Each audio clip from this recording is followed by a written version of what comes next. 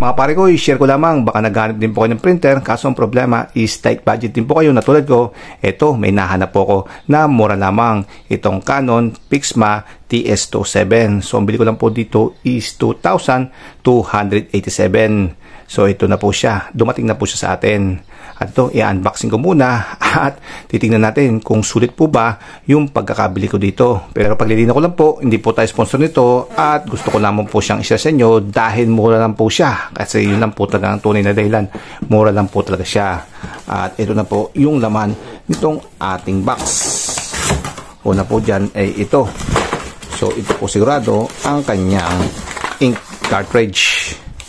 Then ito na siya. At mainit-init pa. Yun o. Yung kanyang user manual. At may kasama na rin po siyang CD. So ito na siya mga pare. Yun. Yun.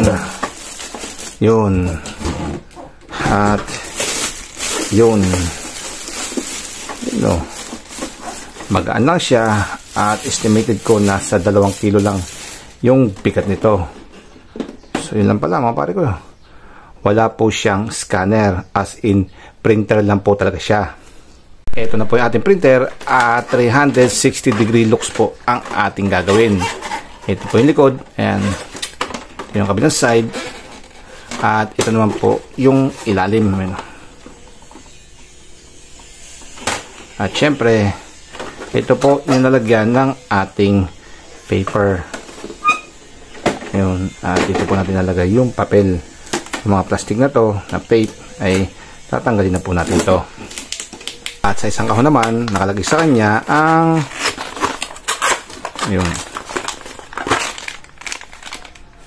yung USB connection sa ating mga PC. Then syempre yung cable niya para sa kanyang power supply. At ito sa sigurado ang kanyang ink. So cartridge ink po, dalawa po yung pasunod. At ito na po yung kanyang manual kung paano po natin siya i-prepare at gagamitin. So kompleto po to, step by step procedure at madali naman po siyang intindihin. Syempre lahat po ng printer ay kailangan ng ink, kaya meron po siyang kasamang 2 ink dito, isang black at color. So cartridge po to hindi po siya bottomless, kaya titipid-tipirin nyo rin po. Sa paglalagay naman po ng ink, buksan nyo lang po itong sa ilalim. Ito, patakan nyo siya, medyo masikip at lalabas na po siyang ganun yung pinaka-cover niya. At pag sinilip nyo po ito sa loob, ayun po ang lalagyan ng kanyang ink. Ayun, yung dalawa na yun. So dalawa po yan kasi dalawa po yung kanyang ink. At nakalagay naman po dito kung ano po dito.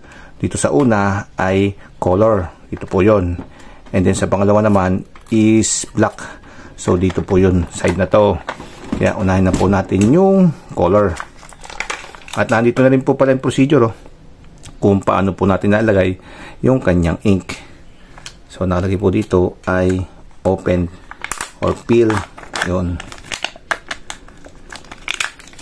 Then ito na po yung ating ink. At obviously, ayan po yung kanyang tatamaan. Ito, pwede na natin itong pull. Ayun, nakatayo. Pull. Then, dyan po kasi lumalabas yung ating ink. Then, ito. Nakalagay naman, linaw. So, sasaksak po natin siyang pag ganun. Pagkasaksak nyo po, sabi po rito, ay ipopush nyo po siyang pataas. At makakarinig po dapat kayo ng click sounds. Ito, saka na po siya pupush pataas. Yun mga pare ko, nakalagay na po yung ating isang ink. Then sunod naman po natin itong ating black. Tanggalin yung cover, ilabas yung ink cartridge. Meron pa po pala tayo nitong plastic, tanggalin natin. Then yun, same procedure lang po, ilapat, tapos click. Pagkatapos may lapat, click pataas. Ayun. So okay na po. At pwede na po natin siyang isarado. After po natin mailagay yung kanyang ink cartridge, ay pumunta na po tayo sa likod. Dito naman po ay kukonek natin yung kanyang power supply cable. Ito po yung kanyang power supply cable. Dito po yan isasaksak. Ayan dito. Then syempre yung pang-connect naman natin sa PC. Isang malaki at isang payat. So ito po ang ating isasaksak dito.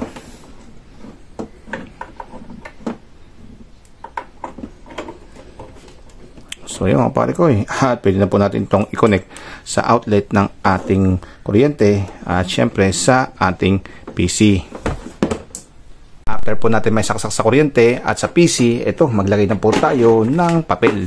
So A4 lamang po yung ating gagamitin papel. I-adjust po natin itong ating pinaka-slot ng papel. Ayun, hanggang magkasya siya. Ayun. At nag-power on na po siya ng kusa. Ayun.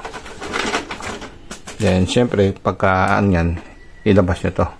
Kasi dito po ang saluhan ng papel. Ayun. At ito, nakauna po tayo at ready to print na po itong ating printer. Automatic na po ito. Pag connect nyo po sa PC, ay lalabas na po siya sa printer selection. Canon TS200 series. So, i-click nyo lang po yun. Ayan o. At pwede na po siyang i-print. So, ayun mga pare ko printing.